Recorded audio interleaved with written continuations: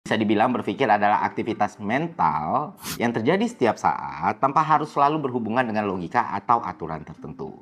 Ciri-cirinya, pertama dia bersifat umum dan luas, terus dia mencakup segala hal, mulai dari ide acak, ingatan, atau refleksi pribadi. Terus selanjutnya dia juga tidak selalu sistematis karena proses berpikir bisa spontan dan tidak terstruktur loh teman-teman. Contohnya berfantasi, jangan salah, berfantasi itu adalah bagian dari berpikir. Apapun bentuk fantasinya dan apa yang lu fantasikan.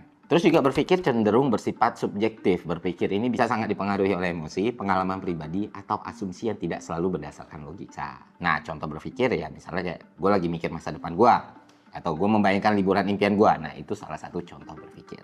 Sedangkan bernalar ini berbeda teman-teman. Bernalar adalah salah satu bentuk berpikir yang lebih spesifik, di mana kita menggunakan logika dan aturan tertentu untuk menarik kesimpulan atau memecahkan masalah. Bernalar adalah proses berpikir yang lebih sistematis di mana ada aturan yang dipakai seperti logika deduktif atau induktif. Spesifik umum, umum spesifik. Dan ini juga bisa lu pakai dalam menentukan pola komunikasi yang paling tepat untuk lu. Jadi ya, pertanyaannya video gue sifatnya deduktif induktif kah atau induktif deduktif kah? Dan semuanya itu dilakukan untuk mencapai kesimpulan yang rasional.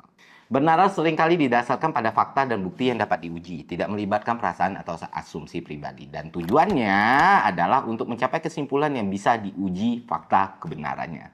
Ini biasanya digunakan dalam pemecahan masalah, pengambilan keputusan, atau pembuktian suatu teori. Nah, contoh bernalar ini kayak gimana? Contoh bernalar adalah kalau semua manusia pasti mati dan gue manusia, berarti gue juga pasti akan mati.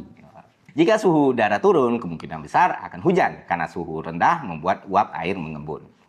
Nah, itu contoh paling sederhana dari bernalar itu sendiri. Jadi simpelnya yang mau gue kasih tahu ke teman-teman adalah berpikir merupakan aktivitas mental yang umum dan bisa terjadi tanpa struktur tertentu. Itu bisa berupa apapun termasuk refleksi pribadi, fantasi, atau ingatan. Sedangkan bernalar adalah proses berpikir yang lebih spesifik yang menggunakan logika untuk mencapai kesimpulan atau memecahkan masalah secara sistematis.